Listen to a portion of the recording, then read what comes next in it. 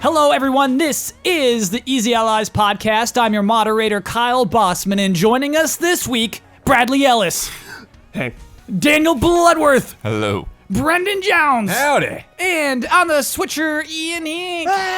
Let's play Recruit Me. Our submission this week comes from Sam White. I am a sock puppet with a medical degree. I remain unconscious until I am placed on a hand and am then able to speak and perform surgeries. My cute button eyes can be used like brass knuckles. My name is Frizzy Davis, MD. Would you have me join this party? Oh, yeah. Oh, you're in already. I'm so in. Why? You had me at sock puppet. It's creative. It's playful. Jones, this ain't Pee-wee's Playhouse, man. This is this is We're a on party. This is battlefield. life and death. Does he have equipment with him? No. No. We'll have to buy equipment for him or her. I guess Frizzy. Frizzy to me is a woman's name. Okay. So is her. Do they have equipment with them? No. We'll have to get the equipment as we go from town to town. Equipping Frizzy to know exactly what we need. I don't want someone to perform surgery. I want someone to cast a spell and heal. No, there's no indication that there is any magic knowledge. No. Oh, No. Bud, where would you stand on Frizzy?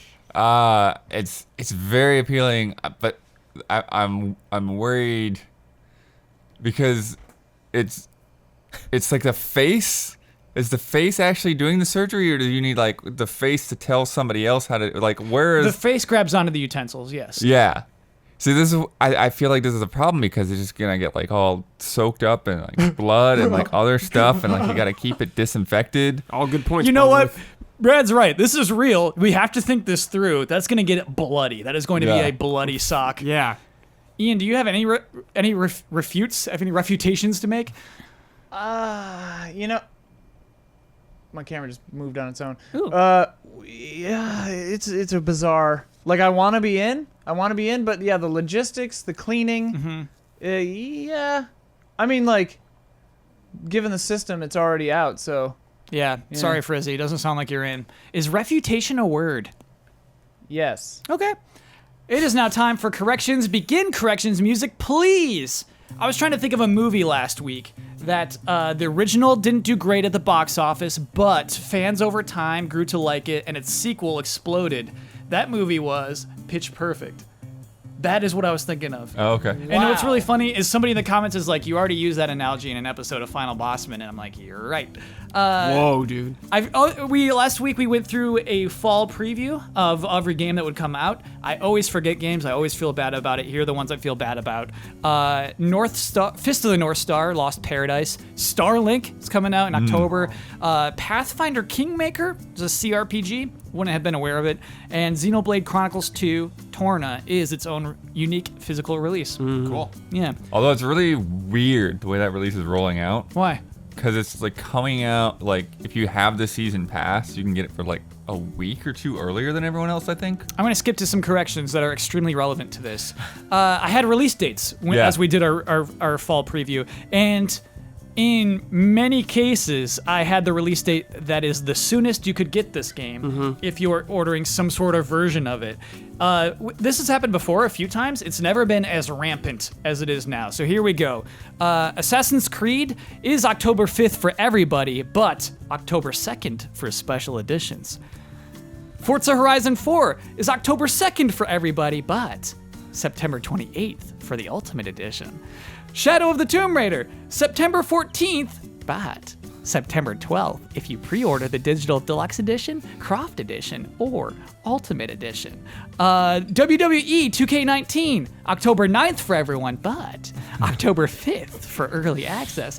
NBA 2K19, today, September 11th for regular people, but if you paid $100 for the anniversary edition, you got it way back on the 7th, which is the day that regular old NBA Live 19 did release. Wow. 100 clams? 100 clams to play it on a Friday instead of a Tuesday after that. Okay. People pay for it, man. Okay, They yeah. do it. I mean, They do it. It must work. Final correction, RuneScape has over 1,200 original music compositions in game, making it Whoa! the champion of having the biggest soundtrack. RuneScape, dude. Wow. Yep. And so Smash Bros comes at it like with 900. Sorry, bud. Yeah, sorry, You're Smash. not RuneScape. And corrections. Music, please. This week. Was that this week? On Monday morning at 2:30 a.m. Yes. Holy moly, that was quite the stream time. Sony had its pre-TGS press conference. They called it something funny. It was a tour. It was the lineup tour. Yeah, PlayStation lineup tour. The PlayStation lineup tour. But because I think it's not just this. This is like the kickoff, and then it's like, people can go to various locations and play certain games or whatever. Yes, but it's funny that ended up being part of the theming of this press conference in that it was kind of Star Toursy. For the beginning of while we loaded up, we had to watch a loading screen in which we saw PlayStation 4 controllers as spaceships, and they were in a hangar. And then when the show finally started, it's like, okay, here we go, everybody buckle in. The spaceships took off, and we all went into space together. And then PlayStation buttons, a triangle, a circle, a square, and an X, cross, started talking to us. In Japan, where people were actually sitting there watching this, they spoke in 4 different voices, as each had its own characteristic. In the US, we heard one voice trying to do Poor guy. 4 different voices. And clearly not a voice actor by trade, clearly a localization person, clearly an interpreter, trying to do 4 different characters of PlayStation buttons. It was very funny. Yes. It was very, very Yes, funny. yes. But between all of the goofiness and overly expensive CG, there was some game announcements, which is my favorite way to start a podcast.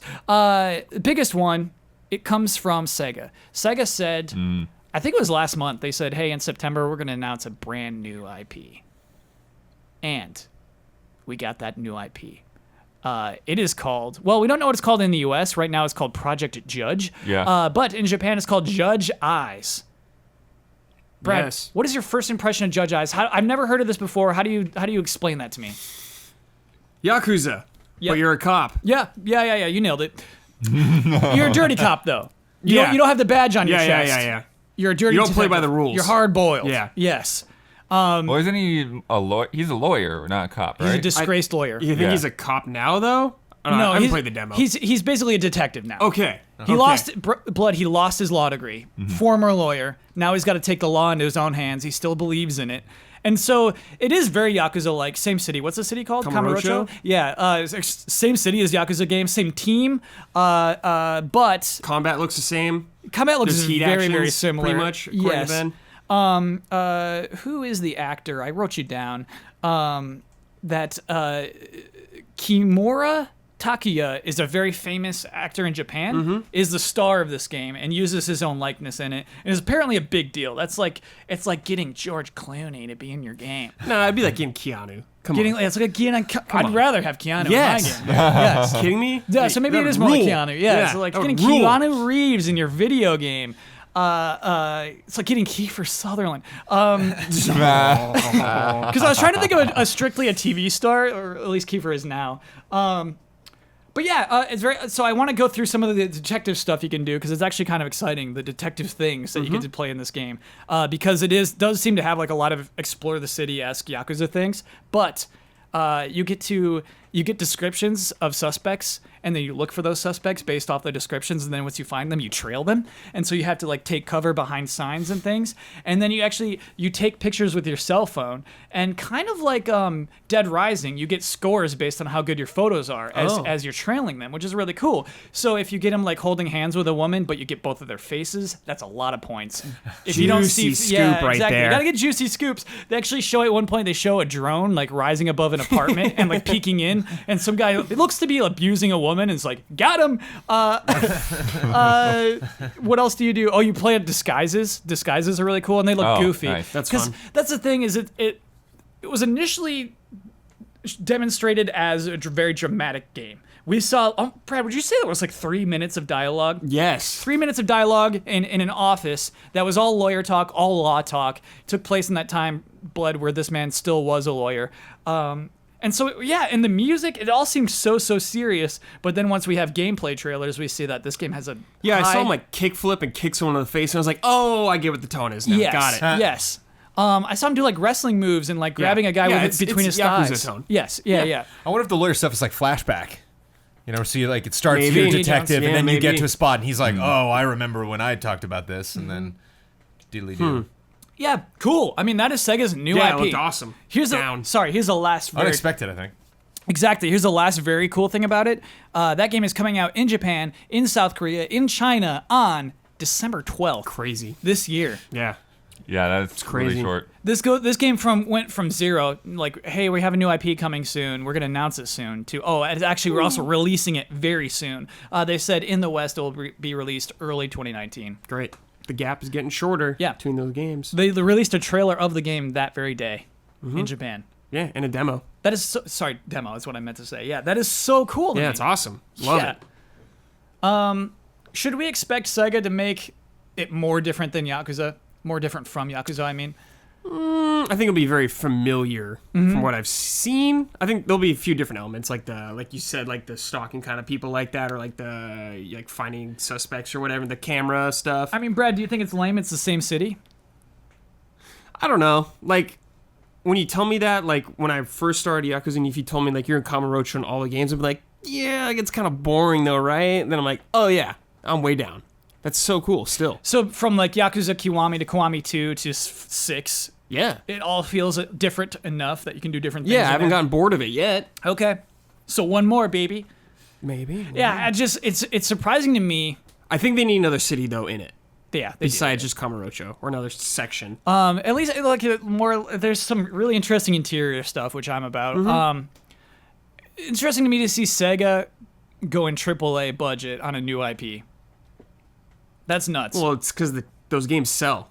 The Yakuza games sell now. Yes. So they believe in that team. They're like, oh, you guys can do what you want now. But there's always been a lot of semi-famous people in Yakuza games, yeah. Yakuza They've had like games, yeah. Japanese They're wrestlers just in them not and stuff. known outside of Japan, but yeah. Well, in this case, it's the lead character. Yeah. So it is not like a fabricated face. It is this franchise is hanging off of this man's face, which is I think a huge deal. Yeah. The band, I forgot their name. I didn't write that down. The band is apparently a forgot big too. deal. There's a very popular band that's making the music for this game. Big budget. I just feel the budget of this thing, and it feels cool for Sega to go out there. Yeah. Feels like Sega hasn't done a big budget game without Sonic in the title in a long time. Well, it must mean Yakuza's doing incredibly well. SMAP. No, it's not Smack. No. Oh. Keep going, Ian. Ian, by the way, you're allowed to interrupt us. Oh yeah, I know. Okay. I was thinking about this. There's a Oh, sorry. The actor was a former member of SMAP. oh. Ooh, okay. Okay, I'll keep digging. Hang So on. now Yeah, is it's in the press release. There's a radio show called the Dan Patrick Show. It's a sports show, and what's so weird is he's Dan Patrick, and what he has is like a crew of other people who are his friends who also talk on the show called the Danettes. And what's so weird is they're allowed to talk, but not until Dan Patrick acknowledges them. So he'll be talking, and he'll be like, the Steelers need some work. Alexandros, Yeah. 2 S's. No, 1 S. Oh, I was thinking of Andros. Yeah. That's the band? Alexandros, yeah. Yeah, Alexandros. Just 1 S? Promise me? Okay. Apparently a big band. So he'll say, like, the Steelers need some help, and he'll go, yes, Fitzy. And then Fitzy's some other guy, and he'll go, yeah, I just think they're pretty okay right now. And maybe somebody who watches, because people watch this, I don't know if they're raising their hands. I don't know if they have little lights they turn on. I don't know if they're like Ian and they just put something on the TV. But for some reason, he always go like, yes, Fitzy. Like Fitzy's raising his hand or What's something. his name? Fitzy. No. You The can guy tell. who's Sometimes podcast? I'll make you a face. And Dan you'll be Patrick. like, all right, well, Jones, what is it? Yes, Jones. Dan Yeah, but Patrick, like you the should be big able dog. to talk whenever you want to. Those No, poor Dan- Danettes. Not for Dan Patrick, dude. Yes. Yeah, so they highlighted 5 actors in the press release. Tell everybody who the 5 actors are, Daniel Bloodworth, in case we have fans of these actors. Yeah, we had, so you mentioned Kimura. Takayu. Oh wait, this is the. Oh. Uh-oh. Wait. You have those reversed? Takayuki Yagami is the character, Yes. and he plays Takuya Kimura. Oh wait, so that's the character's name? Or wait, no. So okay, I got it backwards. Okay, Blood. Yeah, it's weird because the name is very similar. Yes, Fitzy. Okay. And then Yeah, I just think Blood should read the list right. Okay, Dan, hold on. It's the way it's written. Okay. Sorry. Yeah. So, and then the next guy is Akira Nakao, who plays Takashi Genda. I don't want the character names. Those Okay. mean nothing to me right now. Okay, got it. Do they have the reputation though? But yeah, it's just it's actually like a character profile on each. They I don't need each say of these. anything. I need like a U.S. This is the equal fame of this U.S. Right. actor. Do you No, know what I mean? Unfortunately, they don't have that here. Come on, Sega, help us out in your bizarre. I'll see what I can do. Okay, so Ian's gonna find the U.S. equivalents of all these actors. This one guy's name is Pierre, which is pretty cool. Okay.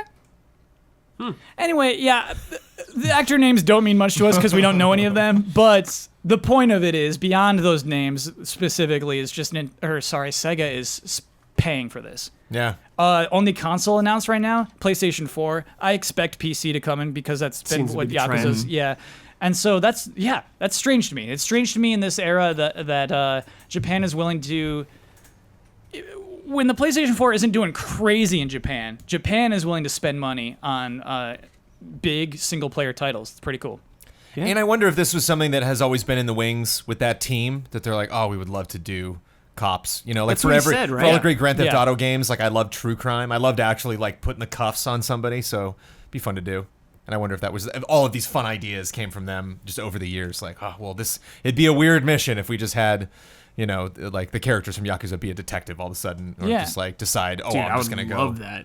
Yeah. Well, then here you go. I love detective activities. You see him picking a lock at one point? Yeah, good stuff. Good stuff. Good Yeah. stuff. I want my chief to yell at me. Yeah. You picked that lock? No. Your Chief's gone. Oh, chief's gone. That's your detective. That's right. Yeah. You're on your own now. Or, what if they call you in, you know, and like the cops don't like Yeah, you because I mean- they remember you from back in the day. You're a vigilante, Jones. Yeah, that's vigilante what I think, lawyer. basically. right, but they remember vigilante. you as a lawyer, you know, Yeah. possibly, Oh, they do. you know. In fact, I think you have a cop buddy. It seems implied that that buddy is a cop. I want to talk about other games though. We have a Samurai Showdown sequel that was announced by SNK called Samurai Spirits. Samurai Spirits is the Japanese name of Samurai Showdown. Ah, Oh, Which is funny, right? Like they localize it and make Showdown without a W. I don't understand why they did that in the first place. But yeah, we're making it all equal as we do these days. It's going to be called Samurai Spirits for everybody. What a trailer! Yeah, it looked fun. We were getting heavy Street Fighter 4 vibes. Yes, because SNK again has less money than Sega, at least for their video game budgets. King of Fighters doesn't look great. Sure. SNK Heroines does not look great. And so coming into a Samurai Showdown, I said, I don't know. If it's 3D models, I don't have faith in them. But what they showed, Brad, I think was the characters had definition. The characters looked cartoonish a little bit, but in a good way. I would say they translated well into that art style. Yes. From their original What would you describe that art style as? Street Fighter 4. Yes. Yeah, that's It's fair. Street Fighter 4. Yeah, with like the ink splatters and things like that. They had like all that. and shading almost. Yeah, it's very Street Fighter 4, but with samurai swords with tons of blood. Yeah, it's great. Yeah, great. Hope it's fun. Coming in 2019. Cool to see SNK go for it. I think they will be rewarded. Yeah. I think this could be a big deal. Yeah. I don't know. There's a lot of fighting games coming out now, I feel like. Yeah, way more than even 10 years ago. Yeah. Yeah. It's crazy. There's a lot. Yes. So hopefully it'll do well. Feels good. Yeah, I mean, like, what is it? Fighting EX Layer. There's still room for that. Yeah. Yes, Fitzy. Oh, So how many acting credits? they yeah, have. I mean, I just went through. I didn't know a metric to tell how famous these people were, so I looked at how many acting credits they all had, and the main guy has 53, which is the least, and then the rest have like near 100. But he's Taki probably has hot 62. right now. Yeah, Ian, I don't think that's a fair way to I'm just saying, like, they've been acting in a lot of stuff for a while. Does Some of these guys IMDb are still give clearly you a older. score? Does it still give you a fame score? star meter. Star meter? Do they still do Fame that? Score. I think you got to be C on IMDb rank? Pro to see that. Oh. I think Well, maybe. yeah, you have to be an IMDb. I know Pierre Taki is down this week. Down 29,000 this week. Man, when I used to work for people in casting, we had IMDb Pro, and you would Star look at meter, their, baby. Yeah, man, let that's me- not right. Takuya Kimura. Yeah. The best is when you see number 1 up there for not good reasons. 'Cause Oh, everyone's sure. like, who? What? Yeah. What actor did some stupid thing? And everyone's Googling them. They're like, That makes you famous. congrats, you're number 1. You're famous, baby. So yeah, I do. I mean, Oh, he before, was in 2046. what is that? That was the kind of like spiritual successor for In the Mood for Love, I believe, by Karawai Wong. You're saying a bunch of words that don't mean a thing to me. It's a weird, like, the trailer. It's one of those movies where the trailer sort of misled. Like, it made me think it was all in this crazy future land, but mostly it was just people in a room talking. It's my favorite kind of trailer. Yeah, it was good. And is it Wong Kar-wai or is that how you say it? Wong Kar-wai? Wong Kar-wai, but on here it's Kar-wai Wong. Oh, okay. But Jones, you know this too? I know that name. Wong Kar-wai is, Film yeah. I think guys. in America we say Wong Kar-wai, but Yeah. on here it's Kar-wai Wong. Cool. But yeah, In the Mood for Love is like famous.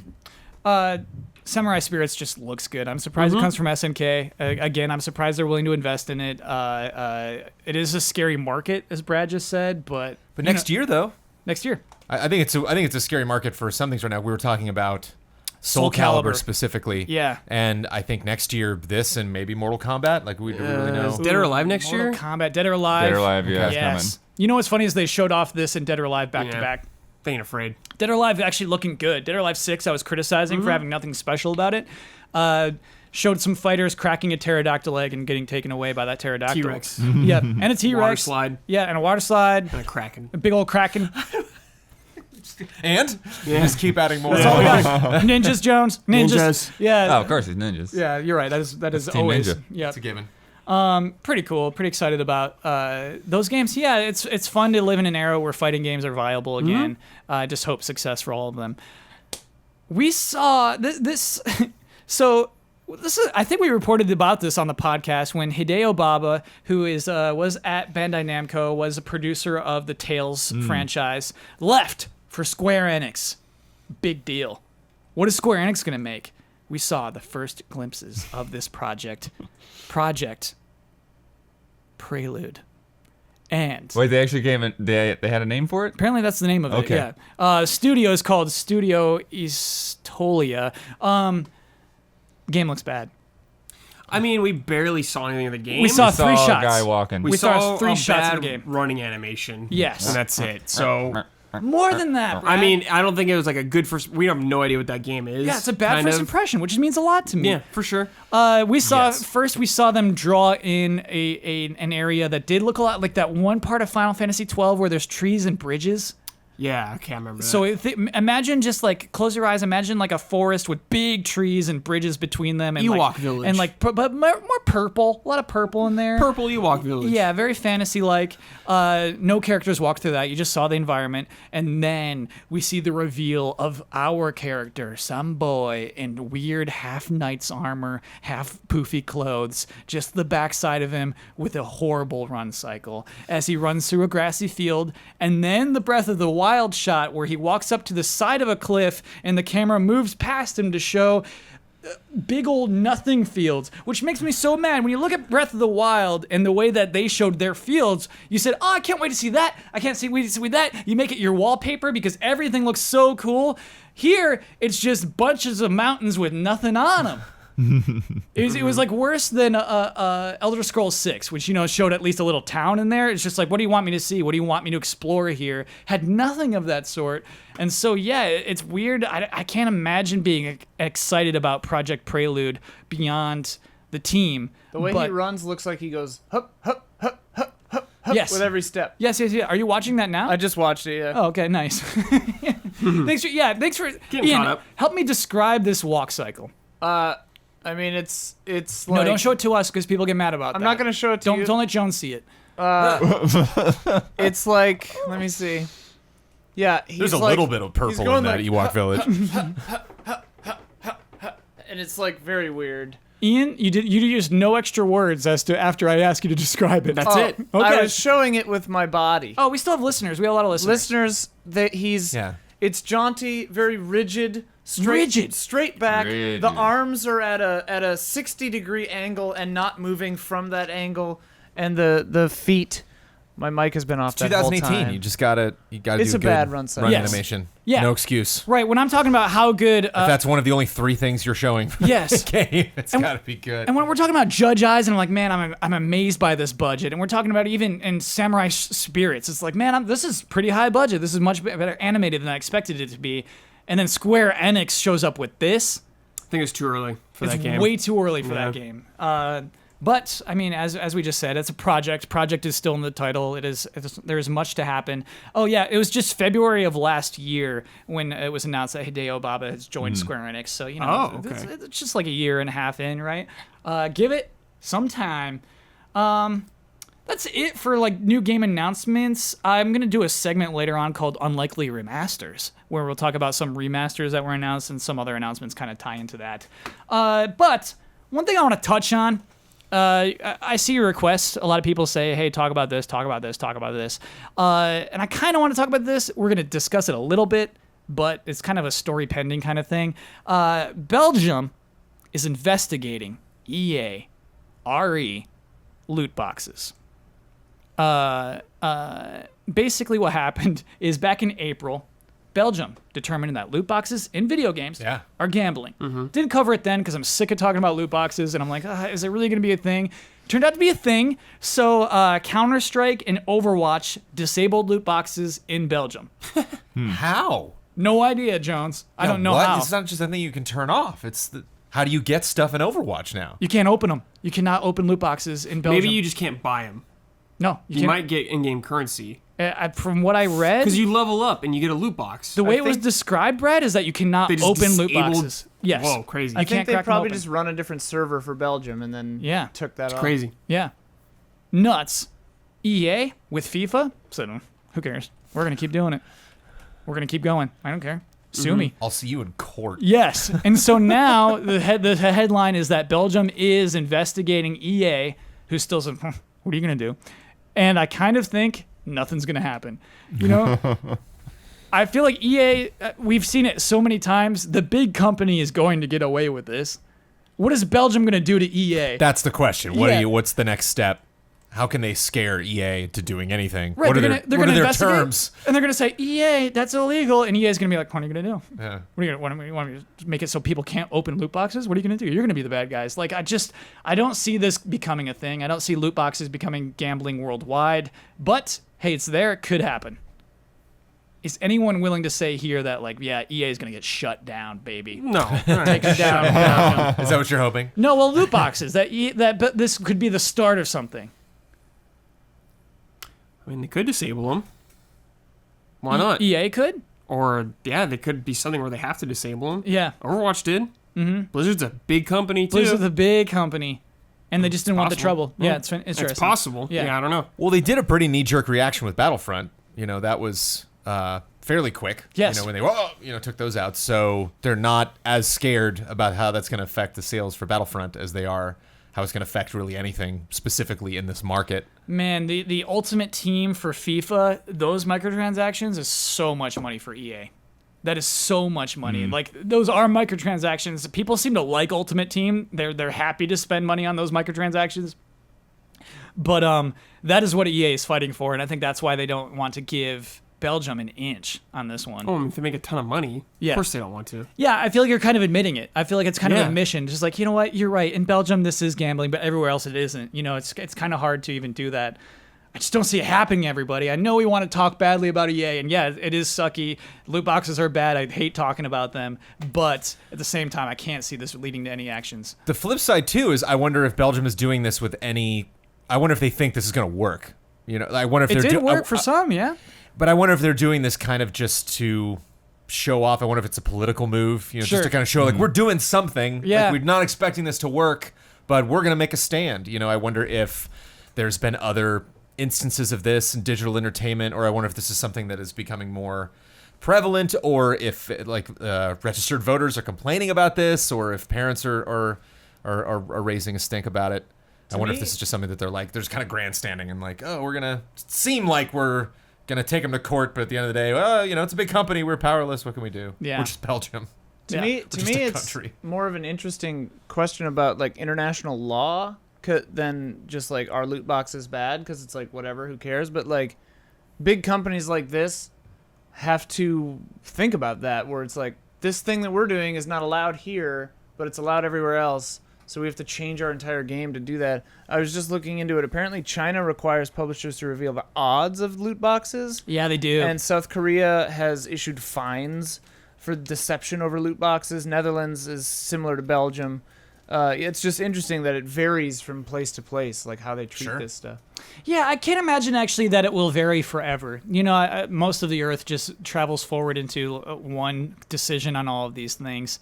And so maybe, yes, in the future, loot boxes will be gambling, but just right now, FIFA, Ultimate Team, makes too much money for EA to say, you're right, sorry, we'll get rid of those. Yeah, they're not going down without a fight. Yes, yeah.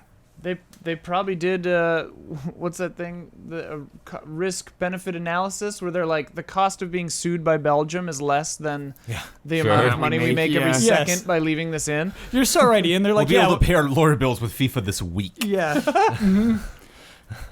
That is probably, yes, very true. So yeah, not a deep conversation to have about it. I don't really know what's going to happen there. Another kind of interesting story, not too much to grasp onto for now.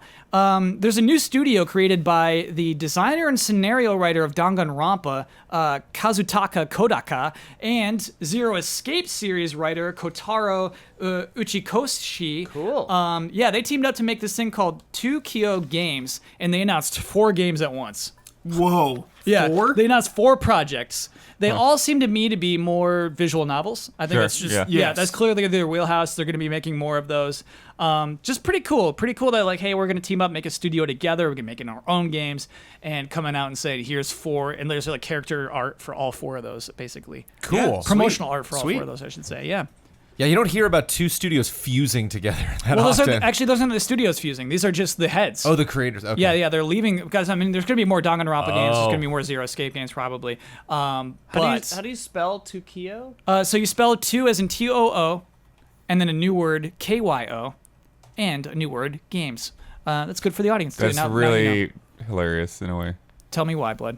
I mean, they basically just like split the word Tokyo and made it 2 words. But yeah. But with 2, like Kyo.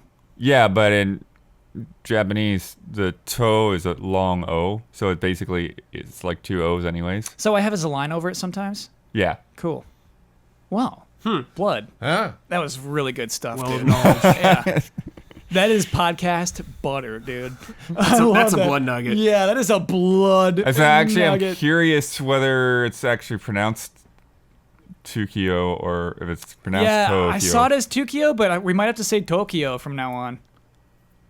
Until Ian says otherwise. I'm going with it. What's I up? don't know how. Google That's not confusing or anything. Right. I think we gotta say See what Tokyo. Tokyo did this week? Yeah, just cool. Cool to have that Yeah, ambition. sweet. Cool to team up, make your own little studio, and then I don't know. I'm happy about that. Not much debate about it. Do you all hear that? Ooh. Sounds like it's podcast halftime.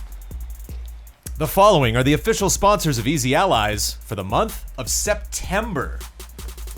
16-bit Psych and Broke Astronaut. 2 brothers who are budding indie game developers. Check out their games. Stories in Stone, an RPG about exploring an ancient world and forging a bond with your wolf. And The Adventures of Clive McMulligan, a 2D retro-inspired action puzzle platformer with challenging gameplay. Mango. El Fanis. Hogue Law Business Law Firm. Whether you're starting a business at level 1, stuck fighting the dreaded fundraising boss, or finally cashing out with a well-earned high score, you need a good business lawyer at your side. Hogue Law brings more than a decade of experience forming and funding companies, negotiating contracts, and everything in between. At Hogue Law, it's always business law time. Check them out at hoeglaw.com or on Twitter @Hogue Law. Imagine Bedding.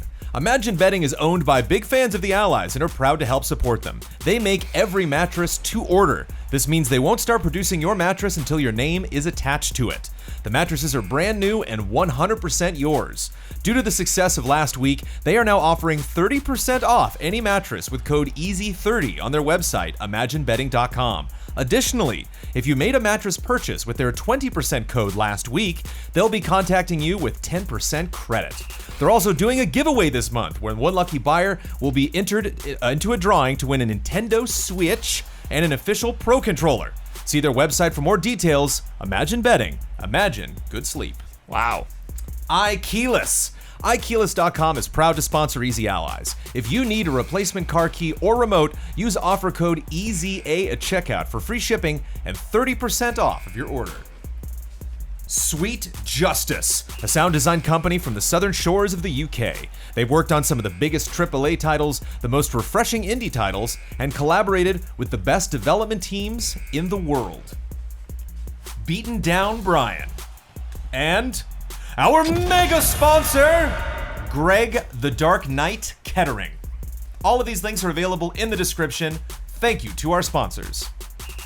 I have questions. Please, Jones. I mean, I gotta wonder, they say that the mattresses are 100% yours. Are people co-owning mattresses? Like, do like people sneak into your house and they're like, actually, 10% of that mattress, I'm gonna be taking this mattress and sharing it with somebody else. I gotta wonder. And then only when I went to iKeyless with a 30%, do I wonder if Imagine Bedding heard the iKeyless 30% and we're like, wait a minute, we don't want this iKeyless creeping up on us. Do you have the nerve right now to roast our sponsors? I'm not roasting, I'm wondering, because this could be a thing. Just we're talking about other countries. Belgium has their own idea of what's gambling and what's not. They're making I don't know clear if there's that they're other not states or other used. countries that share bets. That's what I want to know. They're just making clear that it's not used mattressing. Correct. I did see a lot of comments last week. I want to make it very clear. Jones is saying the word bedding with 2 D's and Yes. not betting with Bedding. 2 T's. All right. Yeah, I think it's clear once he gets the word mattress, but yeah. You never know. A lot of people stash their cash in a mattress. It could mean anything. I do want to talk about. I want to do this segment called "Unlikely Remasters" because I don't like talking about remasters when they get announced. It kind of bores me. But some of these are pretty unlikely and maybe interesting to talk Yeah. about. Ooh, blood. What are we talking about? Final Fantasy Crystal Chronicles? Final Fantasy Crystal Coming out of Chronicles nowhere. Remastered was announced this week. Yeah. What is that, blood? It was a GameCube game that was kind of like one of the linchpins of Nintendo's whole connectivity thing Yeah. between the Game Boy Advance and the GameCube, using the Game Boy Advance's controllers. Full co-op RPG where everyone just like had their Game Boys plugged into the GameCube and played together. And Do you remember what year that was? 2003-ish? 2004. 2004, Great okay. guess. Yeah, Great I remember guess. being in high school for it. Oh, I might have played it in 2003 because I played it in Japanese like a Okay. crazy Okay, person. All right. I was importing stuff on GameCube all the time. I remember, I've got a yeah. stack of imports. But Yeah, that probably was the case, actually. A fun retro fact, Brad. When I did the Final Fantasy retro, I was struggling because I'm like, oh, it'll make sense to go chronologically through everything, but then you get tactics and all this other weird stuff. And I actually did one episode on Kingdom Hearts and Crystal Chronicles because at the time there were like 2 Crystal Chronicles games and 2 Kingdom Hearts games. And so I was like, oh, I'll do an episode just on like offshoots. So at the time I was like, who knows how far either of these will go? And like one really stopped funny. right there. And the other one went on forever. I'm sorry, what year no, was that? Crystal Chronicles had quite a few sequels. Yeah, what year did you make that? 2007. Okay, cool. So yeah, at the time. Yeah. So what? Crystal Chronicles has had the 1 GameCube game. Yeah. 2 DS games. Yeah, 2DS. One of the DS games was also on Wii, but it was the same exact graphics. It was Yeah, bizarre. I remember that. It kind of had like a The red Crystal and Bears. blue version. Yeah. Well, there's the Crystal Bears, and then there were the 2 DLC Wii games. My Life as a My Life Dark as a Lord. King and My Life as a Dark Lord. Oh yeah. Yeah, you're right. Same characters, same races are in that Yeah. too. It's the same world. All the Universe, yeah. games Yes. pretty much played differently except for The 2DS the games. 2DS games. Yeah. So yeah, it was weird. Its own franchise. Like when I was reading about this earlier today, I think it was the Game Informer article mentioned that this studio was created at this time when. This is all knowledge for me. So do you remember The Spirits Within? Final Fantasy: The Spirits Within. The movie. yes. Square Enix maybe it was just SquareSoft at the time, put a ton of money into this. Yeah, this is Square. And Mistake. huge mistake it turned out. Movie bombed big time, and their whole movie business looked like it was not a good idea. So Sony apparently helped Square from not going under by buying almost 20% of the company. And apparently at that point, part of that agreement was also that, hey, Final Fantasy games, Sony only. And then Square opened this side Splinter Cell business that would make the Crystal games. That would make this a whole other. They were allowed to have Final Fantasy in the title, but they couldn't be like Final Fantasy 7, 8. That's Right. it. Yes, I remember. And so that apparently this offshoot was created so that Square could still make Final Fantasy games for Nintendo consoles. Wasn't aware of any of this. That stuff's crazy. interesting to me. And it had died. Is Crystal Bearer? What is that one called? Blood? The one you're Final playing on Fantasy Wii? Crystal Chronicles, the Crystal Bearers. Final Fantasy Crystal Chronicles Rolls off the the tongue. Crystal Bears. I think that is the final Crystal Chronicles game. I think we haven't. No, I think Dark Lord came after. I believe that is true. Yeah. I think Yeah. my Life as a Dark Lord came after that, but then dead. Yeah. Well, I guess, yeah, Wii U came and went without any Crystal Chronicles games. 3DS never had any Crystal Chronicles games. And now, for no reason, apparently, here's Crystal Chronicles Remastered. Yeah, what? What? What? I mean, I'm happy for it. Yeah, Give it a second chance. great Switch game probably. Probably a good Switch game. It was announced for Switch and PS4 Yeah. for 2019. That is worth mentioning. It doesn't look that good, so like graphically, looks a little old. GameCube-y? Looks a little GameCube-y. Pretty Yeah, I mean, GameCube-y, it was not cutting edge on the GameCube. Oh, I know. I mean, it was just a really Oh fun. no, it's pretty good. It's a nice art game I thought it style. had Yeah. I thought a really good, charming style, really fun couch co-op. Lot Yes. of good like comboing spells. So like Yes. like when you cast a spell, like you had a really specific target of like where that spell was Yeah, going you to can land. combine them, And yeah, so I it's remember cool. a lot of like, oh, I'm going to do my move, you do your move now, and then that was fun. Yeah, so I have a question for you who have played it. I've never played this game. Oh. So the PlayStation 4, I can see it working on Switch. Basically, everyone will have their own On menus screen, on their yeah. Switches and then on the big screen. Well, actually, that can't work. No, there's not a big screen. Yeah. Everything's gonna have to be on one screen somehow. So how? Yeah, how will the PlayStation 4 version of this work? How can the Switch... Well, I mean, I think with PS4, I think it's just online. I think that's just the only way, like online and then local. How many of ad this hoc. will have online? it has honestly? to. Doesn't it have it to? have The PS4, I think, does. Does it? Otherwise, it'll just... I mean, we do have higher resolution TVs now where you can fit a lot of information on the screen. So maybe... But I think part of the thing is that you could go into your menu without interrupting everybody else. Right. I bet now we'll just have a little corner of the TV Yeah. and we'll just do our Yeah, menus possibly, down. Switch yeah. the HUD up. Yeah. Funny that's not clear to us from that one very short trailer. Clearly, you Well, still... didn't they show like a globe? I thought there's some kind of implied online. Sure, I can check it. I I can don't know, I check can't more of remember. that. Oh yeah, Blood. I do think online is almost guaranteed. Yeah, I just wonder how like it works with your own little menus and things. But yeah, maybe it's online only. These details are not clear. Go away, dude. Go away, dude. Oh god. Oh my god. Little baby daddy long legs. Just Yeah. There you go. Like a daddy long Spider legs. season. Normally, I like daddy long legs. That one was like, He's dragging his butt a little bit. yeah, He was freaky. Yeah, that was Yeah, not he was a dead level. sloshy That was like daddy a long. T-virus yeah, one. that was a T-virus daddy long legs. You're having You know- quite the spider day, Kyle. Yeah. We're having a spider day. You had a giant spider on you earlier. That was today. so great. It was that like- was a real good moment. It was large. Do you guys think I might have spider powers? Yeah. All right, Toby. Yes, you attract spiders. You know what I'll vibe? take it, man. If that's my spider power. Yeah, they're drawn to you. cord. You know what vibe I get from Crystal Chronicles is Banner Saga. Not in the style of gameplay, but like in the kind of vibe that, like, it's a journey. Like they specifically leave their home to like go somewhere else to solve this thing. And like I remember the different races like had families. So like the very opening cutscene, like your family's like goodbye, and you like wave goodbye to like your whole town. That's all your race, and so you head out. And so like we very intentionally when we did the retro, like we all picked like made sure we picked one of each race. And Jones, do fun. you think this will be a success in 2019? not a huge success. Do you think I it'll- never finished it, so I will definitely pick this up on Switch and play this with Amanda. Can you foresee Crystal Chronicles having a new release?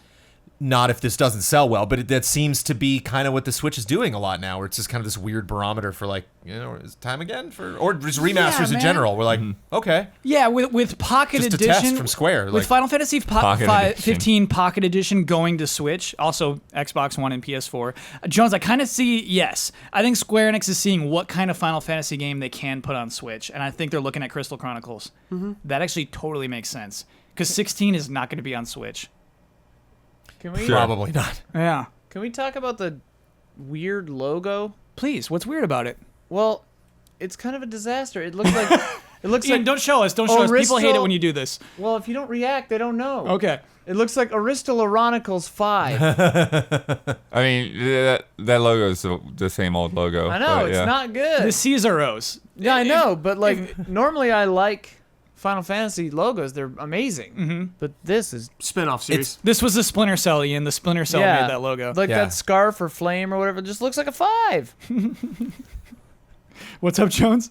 I was gonna say Brian Altano tweeted out the Monster Hunter Ultimate. What was the Switch Generations version? Ultimate. Yeah, he's like, this logo needs to calm down.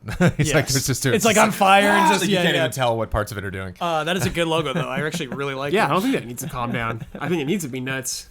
Just today, The Last Remnant was announced for PlayStation I cannot 4. believe Yeah. this is so crazy. This is an unlikely remaster. I don't even. But again, same thing. You know, like, are they thinking of something similar, or Yeah. some of the people behind that game, or like what? So I have no familiarity with The Last Remnant. What do you do in this game? I never played it. Has anyone? It was on Xbox 360 and then a year PC. later on PC. 2008 is when it launched on 360. I heard it was not Oh, good. yeah.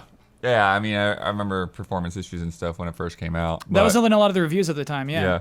I didn't play it either, and I don't know a heck a lot about. This is like around the about time it. of like Lost Odyssey and Blue Dragon, and like we Yes. just got a lot but of that really was the thing. weird There was a lot of JRPGs. Xbox 360 Yeah. like funding RPGs, and Lost Odyssey was basically the good one.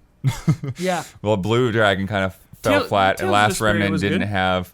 Well, no, but I'm saying like Was this out of that pile. Mistwalker? Though. Oh. Yes.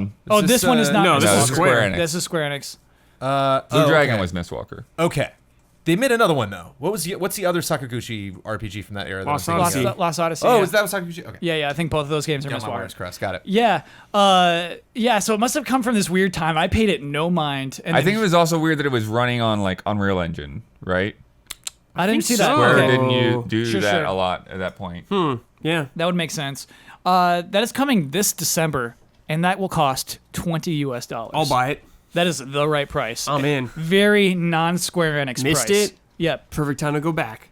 Yeah, it's almost a curiosity. Yeah, buy. man. I want to see what it's about. The battle system looks really weird.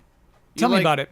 It looks like you put in your attacks first, and then it says like turn 1, and then it does all the stuff, and then it's like turn-based, but the way that it does it, can't really describe it. Like you watch it all play out in real time after you selected what you're right? doing. Yeah, it's like you make your plan, and then it happens or something. It says active union and stuff. It's crazy. Yeah, to me it's kind of impressive to Square Enix to look at their back catalog, which is huge.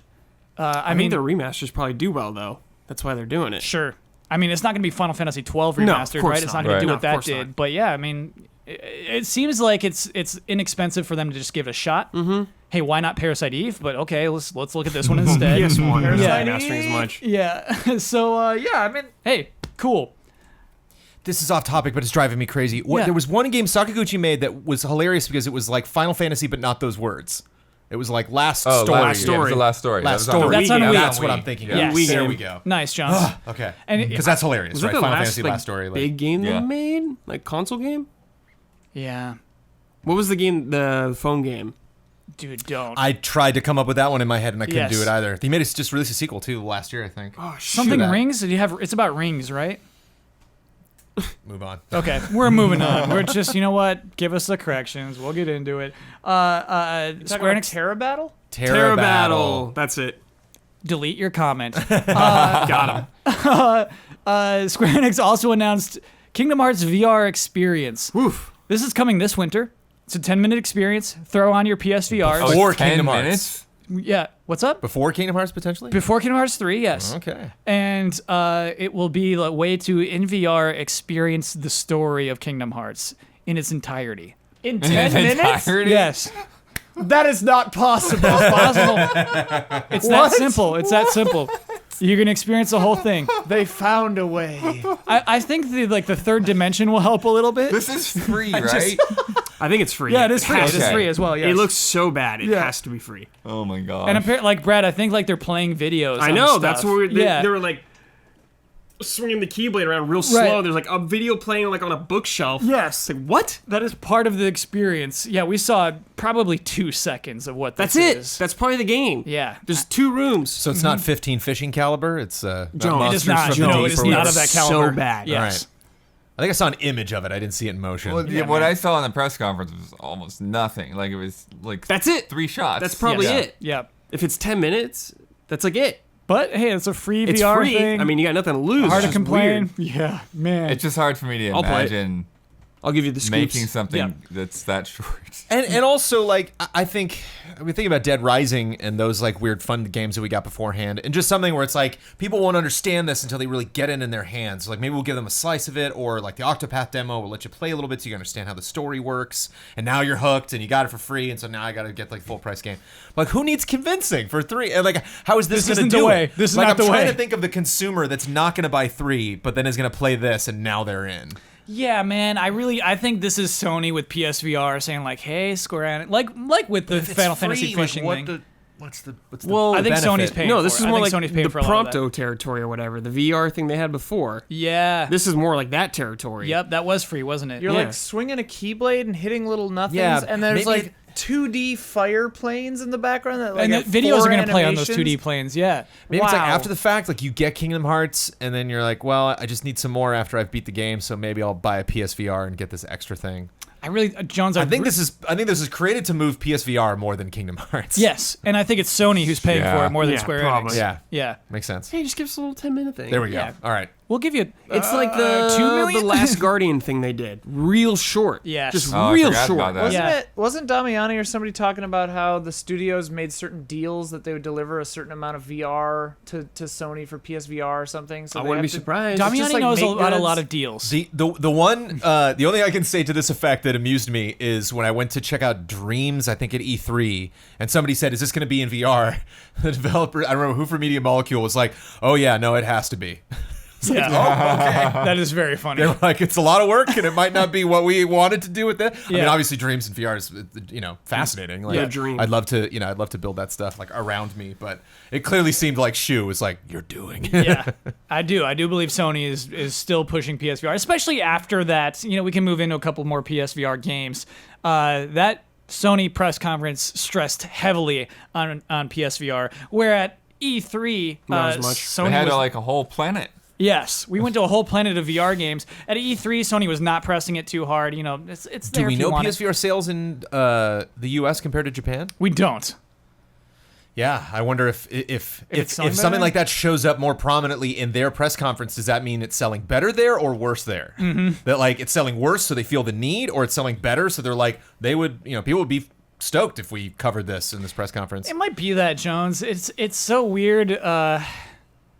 My friend was talking about his trip to Japan recently, and he said there's this building you can go to, and it's full of VR goggles, and you go in, and then you just pick your experience. And I can't see that being here in the U.S. According to I think they're Forbes, here. They do have some Arcades, stuff, but yeah. it's I don't know about arcades really, like VR arcades. What's up, Ian? according to Forbes, a year ago, PSVR was not doing well in Japan. Huh. It had sold like 100,000 units. Like we have one-stop shop places like the Void where you go, but you just go and do one experience. So Yes. it's 20 minutes and then you're out. Yeah. We're just going like, oh, I'll try this and now this. Imagine a whole building, dude. I can. Okay. Yeah. It was funny. I mean, like, it wasn't made for English speakers. And so he walked in and he said, like, they had, like, intensity ratings. And so he said, like, well, I want my money's worth. I want the highest intensity. And so he went into, like, an insane asylum and, like, got shook and scared the whole time. And he was terrified. Yeah. in real time. So, like, he didn't know. He saw, like, yeah, give me max intensity. Like, yeah, I want to be, like, climbing a mountain. And he did not know he was going into an insane asylum, scary VR They like experience. dust the helmet off, like Yeah. no one ever picks that. It's like, okay. You're our first one this week. So, yeah, in addition to those, everybody's golf VR was announced. Which, I'm gonna do that. You to do that, Jones? Yeah. Okay. I'm curious though, with those kinds of things, is PlayStation VR part of that, or is it like all kind of like their own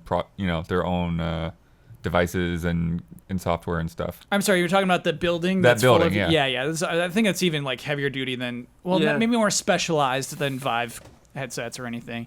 Because I just imagine that kind of thing would make more sense for Japan, where they don't have like giant living rooms. Living to rooms. set You're up so everything. right, Blood. That's a huge part of this. Oh, I should have thought of that up, actually. Yeah. Jones, what did they use in those rooms you go to? The Star Wars things. What headset is that? I think it's Oculus, but it's okay. it's a custom rig because you put the Star Wars thing that I did. You actually you put on like a vest, and it's like Cool. you're like carrying the PC around with you that's running it. So Sick, man. So it's sick. extremely cool. Yes, I just nice. heard there's like a horror one in Glendale or something. Like, Max Intensity won't sign do me it. up for that. Did you ever go to Disney Quest, Jones? I did. I didn't do a lot of the cool stuff back in the day, God. What is Disney so Quest? Funny. It's like Disney's like version of GameWorks. I think it was supposed to be like, like a but they had five-story like VR arcade. stuff in there. Yeah. Man, I played Duke Nukem in VR once. Duke Nukem 3D in was that? VR. Miserable. It was so bad. can't So see I mean, this is translating that probably like 1996. You know what I mean? right. It was like on the boardwalk. Yeah. at, I like, think I Atlantic played the City, same You know? exact. And it so- sucked, right? It Yeah. was just so bad. I got ill like the rest of the day. I think that like might have like been the basis for my fear of VR, Yeah, man. which I've overcome. thankfully. Space Channel 5 VR was also announced. Yeah. Space Channel 5 VR, I think, was an arcade game, or maybe it's one of those things where it's like a specialty thing to go to, but you'll be able to play it on your PlayStation 4 and PSVR That'll be cool. soon. Yeah, I mean, that will be cool. Finally, one last thing I wanted to talk about kind of ties into the segment. You know what? I just made the segment a big umbrella here. THQ Nordic, Yeah. Yeah. not done acquiring. Yeah. THQ Nordic this week acquired the Kingdoms of Amalur franchise. Man, it's crazy. And I Interesting presume, to call it a franchise. Yeah, exactly. They brought all the rights to all the Kingdoms of Amalur game. game. Well, I mean, they had R.A. Salvatore do all that writing and stuff. And Yeah, and I guess like I saw the title of the MMO in there too. Like they have the rights to the Right. MMO that never came out, but they bought them. It's all theirs. But Reckoning is the game that everybody sure it played. was Kingdoms cheap. of Amalur Reckoning. Yeah, right. Like it was just Blood. I bet it wasn't so cheap. much. Well, no, I think it probably was because there's like so much investment to just basically tank that whole studio. Are we talking like $100,000 cheap or like? I don't know what cheap relatively would I be. bet it was but- $1 million, dude. I bet it was 7 figures. I think it was just probably sitting there. It was just sitting there, absolutely. But probably in some holding company, you know. I don't know how these things work. This is what we need Hogue for. Hogue, how do you buy Kingdoms of Amalur? How would I even How go do I about get that? doing that? Yes. Spent a lot of money. I mean, THQ Nordic has it now. I presume Reckoning Remastered will be coming yeah. within a year, Yeah. right? So that's and why I that could put be it in the the end segment. of it. It could just be a way to like, That hey, could totally be the end of it, Blood. Yeah. Think about that. Yeah. Yeah. Hopefully it's better than Definitive Edition. Darksiders 2. Wait, you did not like that? Dude, it was a bad it was a bad remaster. I did not know this. Yeah, it was just like 1080p, and that was it. It didn't even run at 60 frames. wow. Get out of here. Oh, that's Bad. But they for when they remastered the first Darksiders, then it did run at 60 frames. Got it. So what- Darksiders from the 360, early 360 era. no, with they're both portals from the and all same that. era. You're right. Yeah, they're both 1 and 2 are from the same era. Two's like close to the end though, right? That's like a Yeah, closer. Yeah. 2012 game maybe. Man. Okay. Good data, Brad. Yes, Fitzy. It is not clear how much THQ Nordic paid for it, but I just remembered, in Blood, I think you were on this, correct me if I'm wrong, I think one of the first, if not one of the first live streams that GT ever did was Kingdoms of Amalur with Blood and Ryan and Miguel, I think? Miguel, yeah. Wait. First Miguel was live stream playing. ever. First live stream deep ever. We actually called it GT Live at that point too. Yeah. Do you call this GT Live? Yeah. Yeah. Tell me more about this.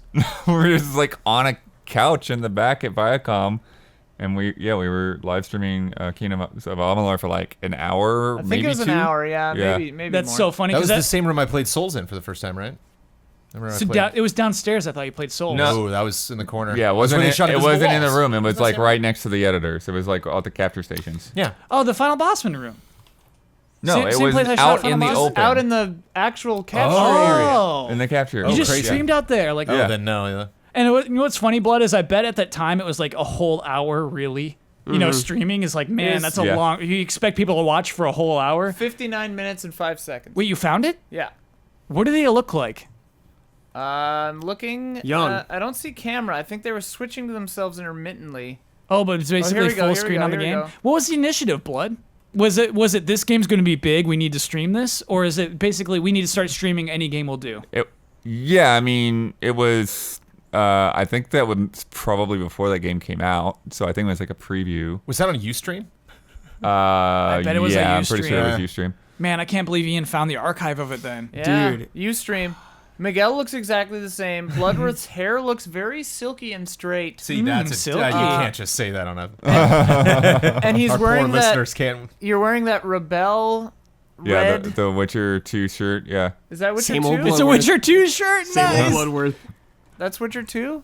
Yeah. The red? Yeah. Oh, it's that, your Viv. that character's not in 3. Yeah. Oh, I'm okay. so mad about that, dude. Me too. There's a couple of Witcher 2 characters I really expected to see more of. Ian, how can someone find that at home? What do they have to search for? I literally just Googled game trailers Kingdoms of Amalur Great. Yeah. stream. Great. My first GT live stream I ever saw, I think, was E3. You guys came back to the office, and I think you had McDonald's, and you guys talked about games like way. Yeah, that was cool. That was that was like the first time I like ever saw. That was a live good stream. Yeah. from you guys. I was like, whoa. The description of this is so cute.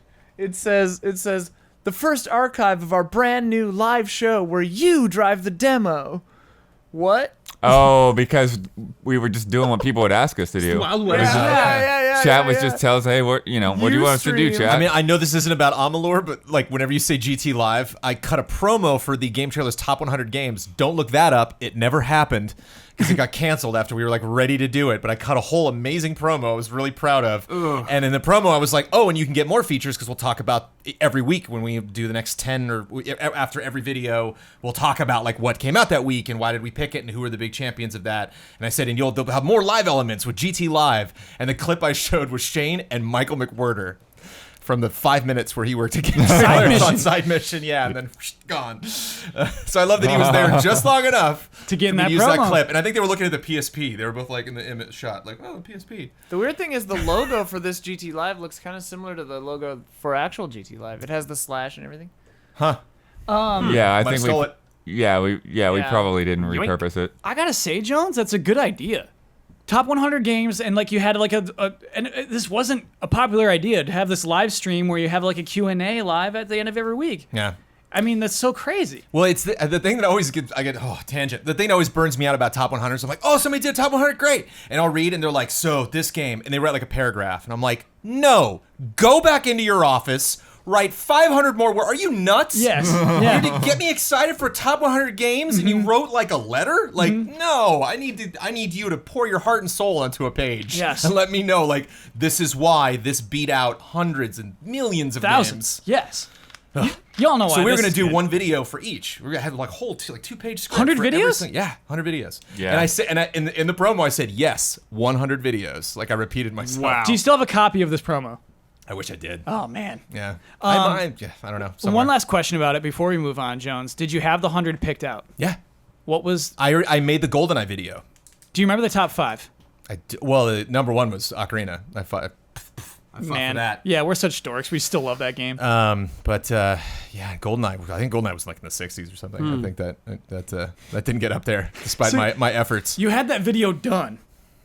I had a GoldenEye done just as a model to show Oh, people like gotcha. here's what this should be. Nice. Yeah, and wrote the script and Was it going to be played a the video entire game every and day? captured. And A video release? I don't know if it was every day. It might have been every other day or something. Man, And, that sounds like That a ton of game work. trailer's ambition, man. I mean, every other day would have been more than 3 months. So it might have been every Yeah. day. Man, It's crazy. I see why they canceled it, Jones. You know what? It was not a financially sound decision. They canceled it. That's not why. Wait, why did they cancel it? Can we go Because into other that? people do it. That was the excuse. Oh, That was Somebody given else to had us. just released one while we were. They said, wait, ramping doesn't up like the IGN plans. do that? We're like, yeah. They're like, why are we doing something IGN does? I was like, everyone does it. It's a thing you do. That's like saying let's stop doing reviews. It's like, what? They're like, nah. That's why. Hey, I it's just thought of fun. something. Maybe we should stop doing reviews. Yeah. doesn't IGN do this? Doesn't IGN do those? Trailers. Podcasts, for that matter. Tangent. So yeah, Kingdoms of Amalur. Why do Yeah, they produce yeah. videos? Other people produce videos, right? Yeah. What's like other than the big crew? What's like the thing for Reckoning? Like, what's the other than RPGs? Like, what compared to other RPGs? What makes Reckoning unique? I think it's like it's action elements. I think it was supposed to be Yeah. like fun to play. I didn't get and- very Yeah. far into it Yeah. Okay. because I didn't I think really at like the it. time, yeah. I don't But really like it that now it's much. like nothing. It's hard for me to Right? imagine this being a success next year. Really. Yeah. It also it had a very unfortunate series of events with the demo. the demo tanked that game more than anything. Ooh. Because again, it's this big, huge open world RPG, basically seamless world, and it wasn't something that they could just like take a chunk and make a demo of. But I think EA was like, well, we have to have a demo, and so like they handed off the code to somebody else. I remember like reading Kotaku articles about this. And this so, is nuts. So they did a slice here, slice here, slice there, not really realizing that like cutting off those parts of the code had all kind of, I couldn't even complete that demo. Yeah. Like it just Man. kept crashing, and it made the game look awful. Yeah. So hey, maybe a Second Life will be the right thing for it. Maybe. One last question. So the management said, "Hey, IGN does these, so you shouldn't do it." What did you do instead? What was like what do you want us to do instead? What did you replace it with? There wasn't. The Film Fest. Oh, was it? Oh, What is Remember the that? Film Fest? We had didn't we meet Huber at the film fest? We had Screw Yeah, Attack. I was there We too. premiered the trailer for the Angry Video Game Nerds movie. We had a special episode of Hey Ash, What You Playin', 8-Bit Strange, like a lot of our like other side content producers. I did a one moment for that I'll never forget was Keith Abakari. I got to go be on stage with him, Nathan Barnett, and he like came in and was like, "All right, I got to jump onto stage," and he's like, "I'm gonna jump in from over there," and I was like, "Okay." And I'll never forget the look on his face. We were like doing a bit on stage, and he told me before, he's like, "I'm gonna fall off the stage, heads up." And I was like, "Oh, okay." So we like go out, and I'll never forget him turning to me and this look on his face where he's like, "I'm about to go 8 feet down to the floor, and I don't know what's gonna happen." And he just like, "Goodbye." Like I remember just looking into his eyes. It's like, there he goes. And he got Just up. No fear. Oh, he's fine. Yeah. Yeah. He walks away from everything. Yeah. But that was fun. That was a fun night. You and know that was what? at the venue that we did the first Easy Allies in concert. Yeah. Same venue. This was super early in my time at Game Trailers, I think. I don't think I was an on-screen personality at the time. I think I was just like a bag. Yeah, I think so. I filled up the bags. And a famous comedian hosted the film fest that was not super famous at the time, but is now on like HBO and does some other stuff. The name gone. Can't. A famous up with it comedian right hosted that event? Yeah. Cannot remember Nick his Kroll. name. That was a Brad Winters Nick move. Kroll? Brad was like, "We got a host." I was like, "Oh wait, what?" I thought I was hosting this thing. Nice, Brad Winter. So what did you do? It sounds like I you hosted it. co-hosted with him. Like I was okay. like he would do he did a little stand up in the beginning, and then I came in and was like, "Okay, now here's Screw Attack," and like the color commentary I did along each Cool. intro. I do not remember It's a fun event. the host. Yeah, it was a fun event. And so that was like, okay, we'll put our budget of the 100 into this one night Kinda, event. yeah. Okay. It was mostly just time. I was like, what am I gonna do for Yeah, the next man. 3 months if I'm not doing this? Viacom days. That's how me and Huber got in the door. Was from There that. you go. So Yeah. it worked out. Shaking Yeah. hands If we'd with done 100 Keely. games, we would have gotten Huber. I did shake hands with Would have Keely. been there for Shenmue. Keely What was a- there too? What Yeah. other dimension is Yeah, I there? talked to Keely Yeah. about Assassin's Creed. What did Keely do at the show? Nothing. Yeah, I he was don't just think hanging out. Man, he was like bonus round at that time. Yeah, big time. Host a bonus round. Okay, way too much reminiscing in this episode. It is time for love and respect.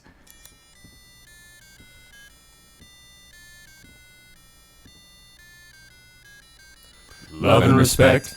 Can't stop thinking about how he was like lowering his key, lower by lower. It's intentional. Yeah. Okay, it's intentional. Ooh, let's do some fun ones. Let's do some short ones. Hello, everyone. Does knowing too much about the development of a game impact your enjoyment of it when you play it? Love and respect, Quinn. Too much the development? Yeah, this happens to me for sure. You're thinking of the developers who talked about it. You're thinking of the stories. So it's just sometimes it's always hard for me to shut off my mind. And so when you're in the game, you're thinking of like the director's face. You know what I mean? You're thinking of headlines the whole time. You're thinking of the interviews they did, the press conferences they had. You're thinking of the trailers and just everything. And it's even worse when you like know the people who made this game. You know, it's a lot of that happens with me. And I'm wondering if that's normal, if that happens with all of you too. I cannot recall a moment where that happened. Really? I mean, it colors it. Like, it's certainly a different experience. Like, if I'm playing Dragon Quest XI right now, I don't know a whole lot about, the series, a lot of fine details or, like, what they went through to do this, the differences between the Japanese version and this. I'm just, like, having a swell time with, RPG. But, like, I knew, like, dozens of people on the staff for Infinity, and, like, I don't think, back in the day, like, I don't think that changed my mind or that was weird. Yeah, I mean, I definitely will be on the lookout for things that they've talked about and,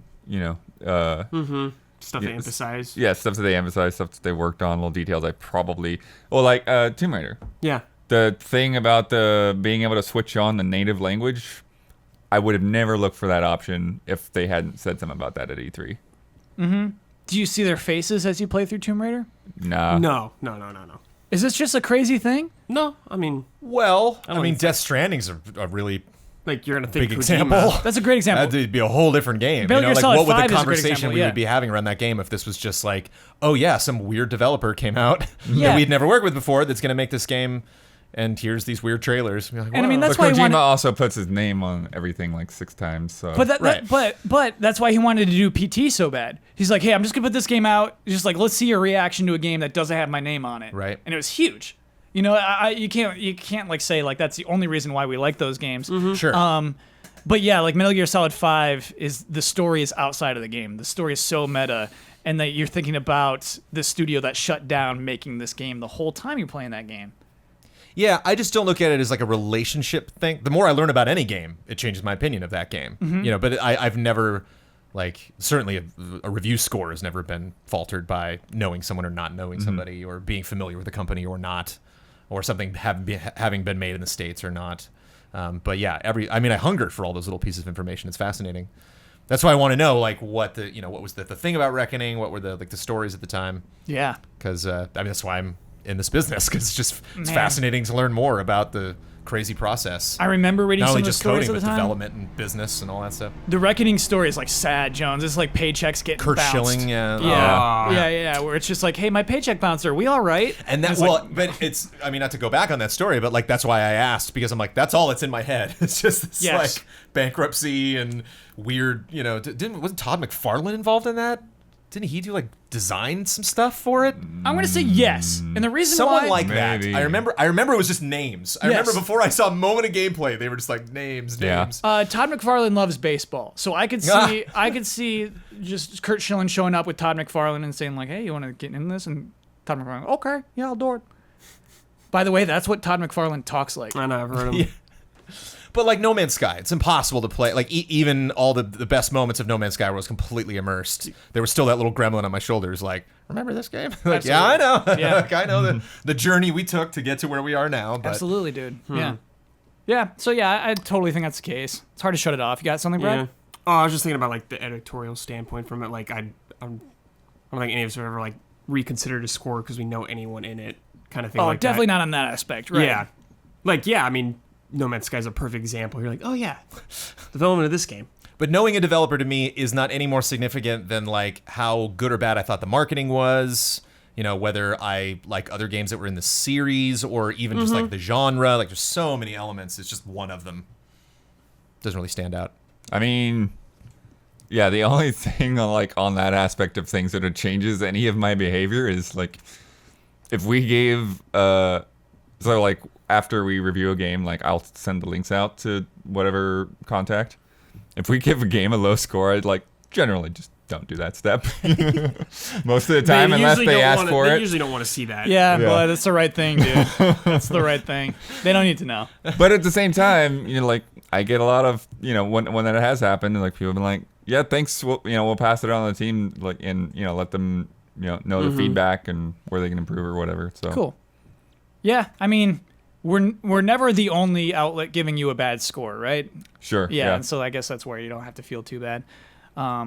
Do you ever, when you're playing a game, not necessarily you know the developers, but do you ever like think, who made this? Do you ever like think of like the person who sat down and made this thing? Oh yeah, especially on games where there's like usually one person associated with it, like Kojima or something like that. Like all the Undertale other, even, yeah, yeah. or all the other people like working on the development of the game, stuff like that. I think about like who's doing this specific thing. Yes. Sometimes I get so mad thinking of somebody consciously making me this angry. Somebody like consciously making the Oh, decisions yes. that make this Yes. so difficult for me. I think one of my biggest questions, this goes past games, Yeah. is what I'm looking at now, was this what they wanted? Yes, Was Jones. did they step away from this and go, yes? Or were they like, it's not going to work? Or like, what sacrifices do they have to and make? that's always the answer, right? It's like the story of Jaws. Yes. Some of my favorite moments from Jaws were them just like, crap, I guess we'll just do this. And it worked. Yeah.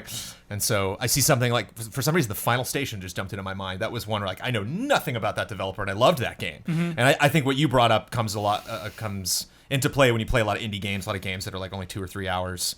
And so it's like, I see that pixelated style of Final Station and it's like, is that what they wanted? Like, because it is creepy, but I'm sure they could, up the horror quotient a lot if it was just more, more detail and more depth, but I don't know. Is this what they were going for the whole time? Yeah. Where did they get to this point in development? From the day one, or did they, gradually get there?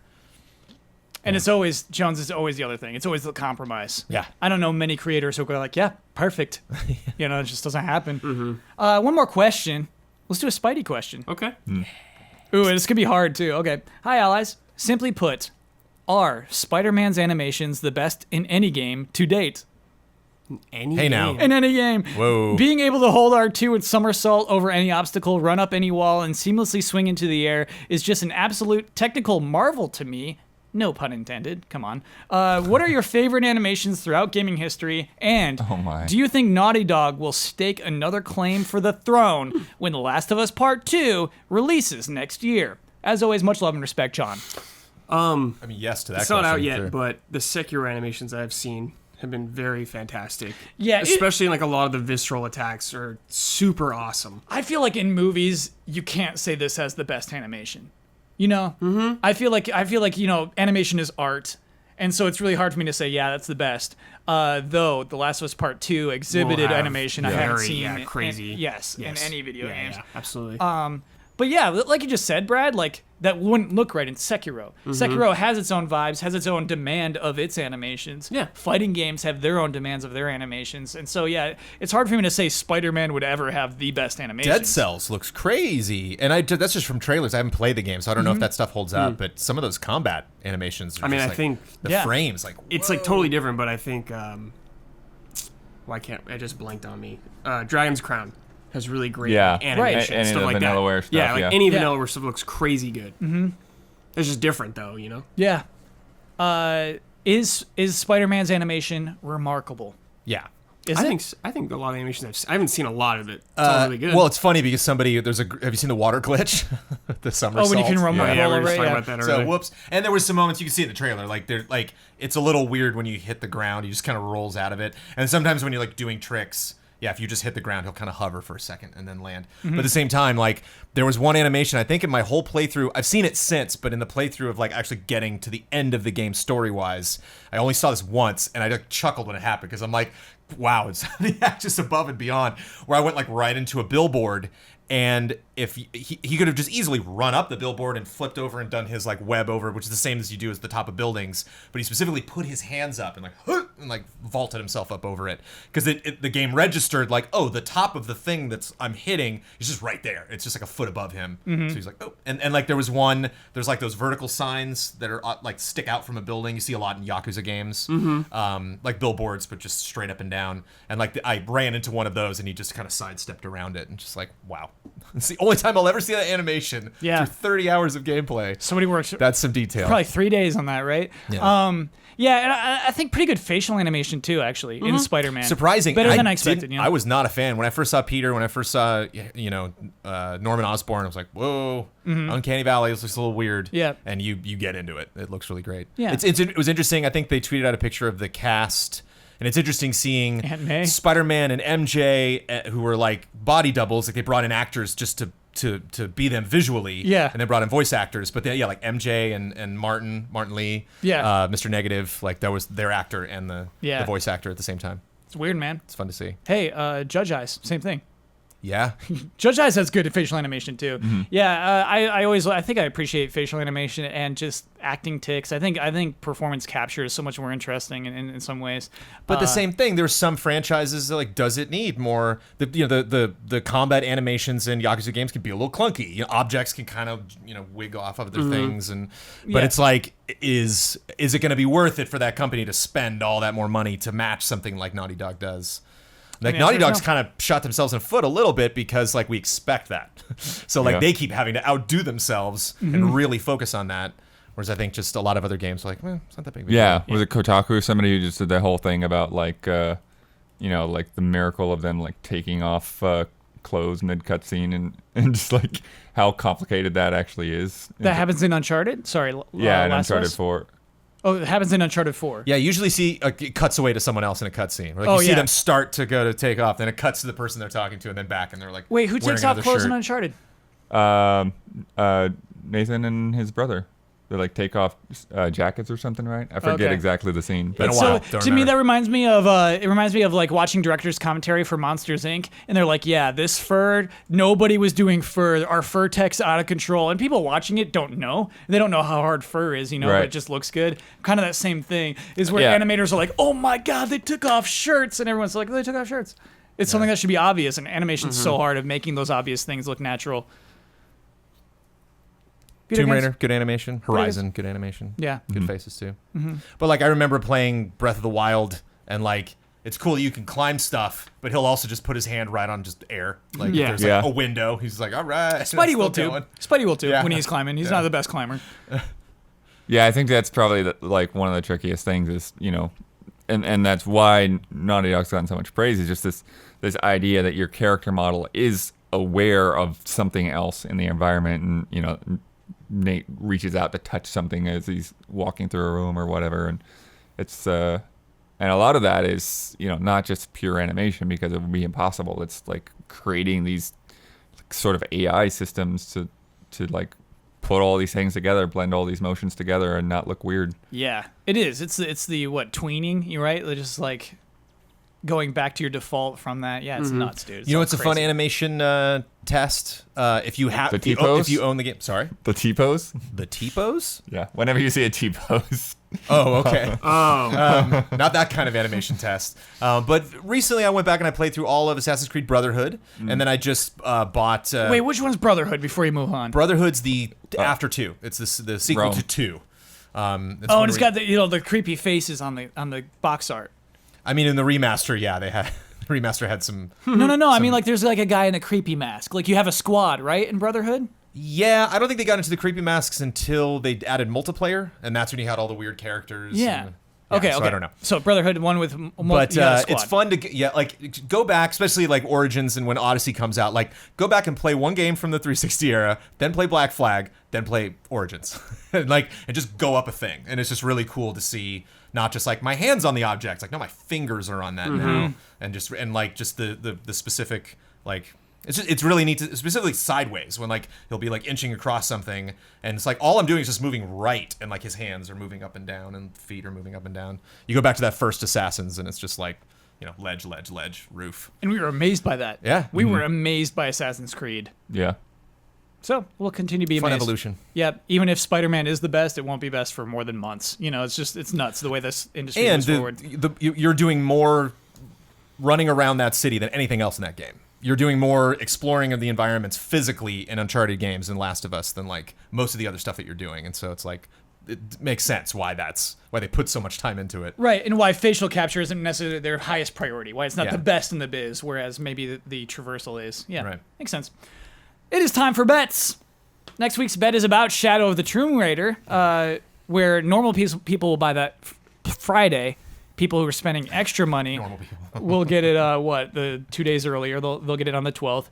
Wednesday. What Yeah. will the trophy percentage be for Como Te Llama Pet 5 Llamas?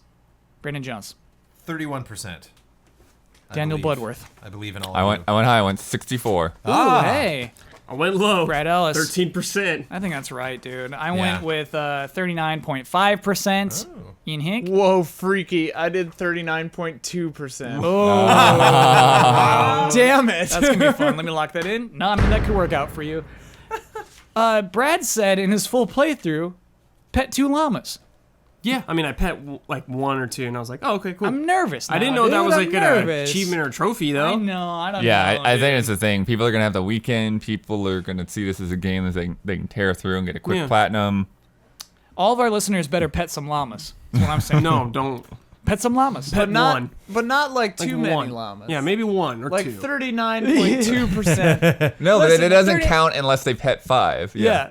So if 39.2% Right. of you can Yeah, pet 5 yeah, llamas. yeah. just check the percentage before you go petting any llamas. Yeah, All right. yeah. Save that last llama for Check in with your Wednesday. friends. Make sure y'all don't go overboard. God, the trophy percentage might be my most uncertain bet. Just They're hard, anytime dude. it comes Jones, up, I have never know. No idea. Because it's hard to track the patterns. Like sometimes low wins, sometimes high wins. They're nuts, dude. Last week's bet was about NBA 2K19 and NBA Live 19, another game we talked about this week. They both released on Friday, but again, only the $100 version of 2K released on Friday. The regular version released today. Anyway, I went to Amazon.com. I went to the video games bestsellers list by ranking. What will the gap between the best-selling versions of both games be? Brandon Jones, you bet 18. Ben bet 5. Damiani bet 20. I bet 14. Ian bet 6. So, when I went to Amazon.com and I looked for these two versions of the games, NBA 2K19 was number 14. Worse than I expected, to be honest with you. Turns out PlayStation cards are back on Amazon. They smoothed over whatever happened there. The best-selling version of NBA Live 19 was not listed in the top 100. It is not among the top 100 games available on Amazon.com. So Michael Damiani with his bet of 20 2 away. wins the bet. That's a hard one to lose. That's hard. Man, I should have figured that, dude. I should have known it was not even going to list.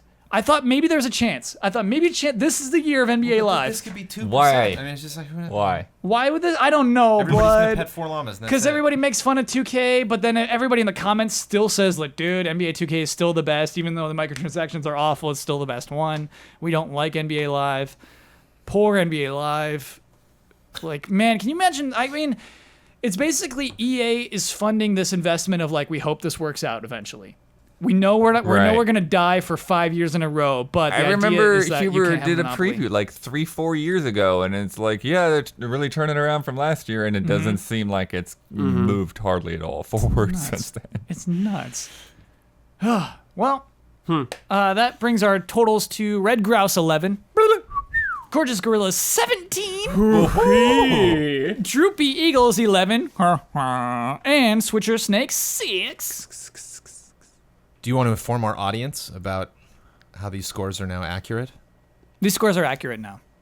Basically, what happens is we have this deadly cycle where I check the end of the podcast for scores. I write those down, and then Jones listens to my scores that I say out loud, and those are incorrect. And then he puts those up at the end of this podcast. If you're a listener, you should know Jones works really hard on the graphics. Yeah, you they're gotta all see different these. colors. It's Yes. a trial. So we're good now. I think we're all straight.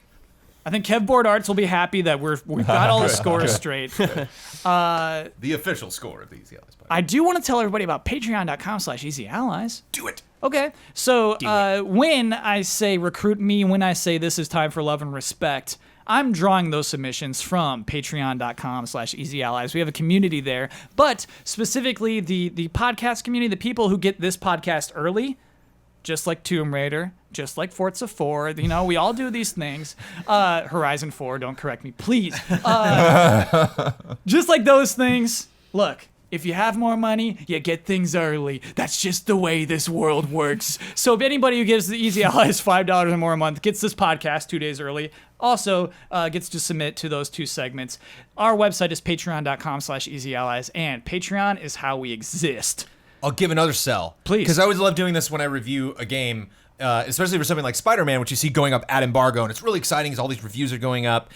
If you ever see a review from Easy Allies, and you're like, that's cool, I want more. There's more on Patreon.com. If you go to Patreon, you can see the post that we put up for the review, and a lot of times I can't speak for other writers. I don't know if you do this. I but think like, you might be the last one, Jones. just me? I think everyone else is bowed out of adding all right, on. if you see a review I did, I write a little extra. I write a little something that's like not me, I'm a professional reviewer, I gotta make this sound good. It's more me just talking directly to our community and being like, this is really fun, I enjoyed Spider-Man. Here's some other thoughts that are in my head that maybe didn't get in the review. I wrote a full 3 paragraphs of on Spider-Man that you can go and read. It's just, I Just think some people like that. afterthoughts I think our community likes things like that. Yep. They do. I'm not saying they don't. I'm just saying I don't want to do it. Look, I'm just saying I people don't have- want to write even that. outside- It's so Even funny. outside of reviews, Yeah. you post for podcasts and stuff like that. Whenever I do Cup of Jones, which I do each week, like I'll write a little blurb about what's going on. We have to see if Frizzy survived. We have to see if And these... it's going to be our mortal puppet enemy if they survive. I think we decided it's a she. Frizzy's a she. Frizzy's a she. Like Miss Frizzle. I think of Miss Frizzle. Are you familiar with Miss Frizzle, Brandon Jones? No. She Magic is... School Bus. Magic Yes. School Bus. She's our teacher who takes us on the Magic School Bus. Well, I know the Magic School Bus, yeah. Then you know Miss Frizzle. She's putting children in danger. They're one and the the same, redhead Jones. from the... Okay. Yeah, the redhead. Yeah. You know it's Remember Miss her name's Frizzle. Frizzle. She's got frizzy hair. Okay, all right. Blood, do you know Miss Frizzle? Not off the top of my head, no. I know they brought the show back and Frizzle wasn't on it and people freaked. No way. Yeah. They brought Magic School Bus back? It was like Oh, Frizzle's daughter yeah, I or didn't watch something, and that. everybody was like, "Whoa!" The animation was She's different. probably forced to retire for sending all those kids on dangerous journeys every week, Yeah. Yeah. putting them in life and death situations. She was frankly careless. Do you ever see the gif of I think his name's Arnold, the redheaded boy no with glasses just No. dying in space? He just freezes over. She No. takes him to space. He just dies in space. That's so funny. And that's how you learn that space is cold. I think they bring him back to life somehow, but yeah, Magic School Bus, dangerous Pretty ride. dangerous. All right, let's see if she survived. There he goes. Sorry. Oh, Yeah, there it Ian is. Lai. Yes. Lifts his helmet off, just dies, just freezes to death. Jones is dying about that. That's funny. Okay, I have to decide the number for a survival for if we didn't allow you into the party. Okay, I'll bump it up one. Okay, all right, here we go. Frizzy's dead. Yes. Good. So I mean, like, I guess Frizzy is just a sock puppet that got ripped up. Yeah. Well, the good thing is if it's not on a hand, it's dormant, so it wouldn't. No, it went peacefully. Right. Yeah. Got chewed up by a dog. Yeah. Just put into a case and buried. That's a death for a puppet for a with sock. Yeah. with no Put it out hands. to misery. Yeah. Sorry, Frizzy. Just like buttons up on the shelf. Pretty much dead for all as we know. Bring me back. Bring buttons back. Okay, so who won? Who is in Damiani's seat? That would be Brad. Bradley Ellis. Oh. Brad, you get the right and responsibility to share your Twitter handle with the world. Cool. You get to promote any Easy Allies video you would like to promote. You get the final word, and you get your sign off with your trademark sign off. Sure. You can follow me on Twitter at BradleyEllis87. The video I want to promote is not out by the time you hear this. It'll Okay. be out Saturday. I like hyping videos. It's out Saturday. Easy Update with Ian Hink. Check it out. People have been asking for this. It's What- here. What If is you're a it? fan of this podcast. Can't tell you. No, I think we should. I think Ian, can we? No. It depends which thing he thinks is the episode. Ah, We need to talk about Yes. the thing we shot not on green screen is the easy update for this week. We need to figure out when the other thing's coming out. Or should we just do both? I mean, the other thing I think just goes out when it goes out, but I don't. Yeah. I don't know what else we could do with it. Check out my review of Shadow of the Tomb Raider. Check it out. Check it out. You just promoted 3 It's a good game. videos. Promo revoked. He Check out Tomb unpromoted. Raider. Yeah. Final word. The Kill Your Babies, they got it right. I'm proud of you guys. Good job. Reigns supreme. This comes out As it way should. before that. Doesn't matter. Bleep it out. Bleep it out or cut it out. Because I'll redo it if I need to. I'll beep it. All I'll right. beep it. Beep it. Sorry. I have the power. But, something juicy was just said, though. Little scoop. See them buckle down like that? Excellent. I'm buckling down. Sign off. Remember, Han shot first.